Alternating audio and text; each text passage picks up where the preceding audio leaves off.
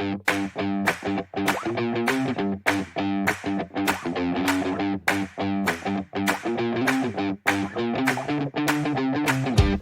साल 14 सितंबर को हिंदी दिवस मनाया जाता है और भारत का आम नागरिक इसे मनाए जाने के पीछे का कारण भी जानता है।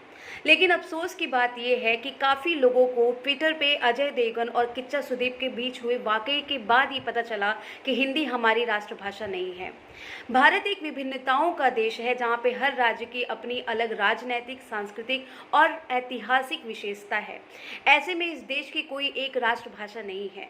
हिंदी को राजभाषा का दर्जा 14 सितंबर 1949 में मिला था, लेकिन इसे राष्ट्रभाषा बनाने के लिए बहस काफ़ी लंबे समय तक चली, जिसका कोई नतीजा नहीं निकला। हिंदी देश में सबसे ज़्यादा बोले जाने वाली भाषा थी। यही वजह थी कि महात्मा गांधी इसे जनमानस की भाषा भी कहते थे। 1918 के हिंदी साहित्य सम्मेलन में उन्होंने इसे राष्ट्रभाषा बनाने की बात कही। जवाहरलाल नेहरू भी इसी पक्ष में थे। 1946 से 1949 तक संविधान बनाने की बात चलने लगी थी और संविधान में हर एक पहलू को लंबी बहस से होकर गुजरना पड़ता था, ताकि समाज के किसी तबके को ऐसा ना लगे कि संविधान में उनकी बात नहीं की गई है।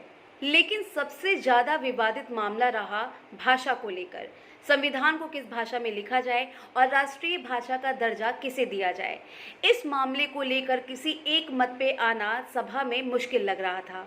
महात्मा गांधी और जवाहरलाल नेहरू ने हिंदुस्तानी भाषा का समर्थन किया, मतलब उर्दू और हिंदी का मिश्रण। लेकिन विभाजन की वजह से लोगों के मन में काफ़ी आक्रोश था, तो लोगों ने शुद्ध हिंदी के पक्ष में ज़्यादा बातें की और शुद्ध हिंदी का पलड़ा भारी हो गया। लेकिन दक्षिण भारत के सदस्य हिंदी और हिंदुस्तानी दोनों ही भाषा के पक्ष में नहीं थे। जब कभी इन दोनों भाषाओं को लेकर चर्चा की जाती थी तो सबसे पहले इन सदस्यों की ओर से अनुवाद की मांग की जाती थी। दक्षिण भारत के लोग हिंदी को राष्ट्रभाषा बनाने की बात का कड़ा विरोध कर रहे थे।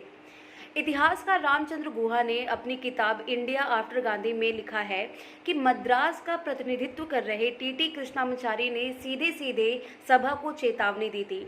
उन्होंने कहा कि अगर यूपी के लोग हिंदी साम्राज्यवाद की बात करेंगे तो इससे दक्षिण भारत में समस्या और बढ़ेगी। उन्होंने कहा कि मेरे यूपी के दोस्त पहले यह तय कर ले कि उन्हें अखंड भारत चाहिए या हिंदी भारत चाहिए। लंबी बहस के बाद सभा इस फैसले पे पहुंची कि हिंदी को राजभाषा का दर्जा दिया जाएगा, लेकिन आज से 15 साल तक, मतलब 1965 तक सभी सरकारी राजकाज अंग्रेजी भाषा में किए जाएंगे। अब 1965 में देश की राष्ट्रभाषा का फैसला होना था। तत्कालीन प्रधानमंत्री लाल बहादुर शास्त्री ने हिंदी को राष्ट्रभाषा घोषित कर दिया, लेकिन उधर तमिलनाडु में हिंसक दंगे होने लगे।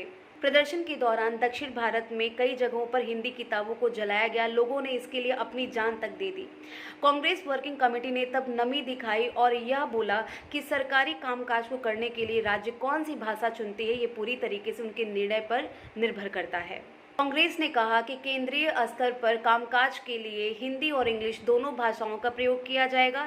इस तरह कड़े विरोध के बाद हिंदी केवल राजभाषा बन के रह गई, राष्ट्रभाषा नहीं बन पाई। उम्मीद करती हूँ आपको ये वीडियो पसंद आया होगा। अगर ऐसा है तो प्लीज़ इस वीडियो को लाइक करें, शेयर करें और हमारे चैनल को सब्सक्राइब करें। Thank you.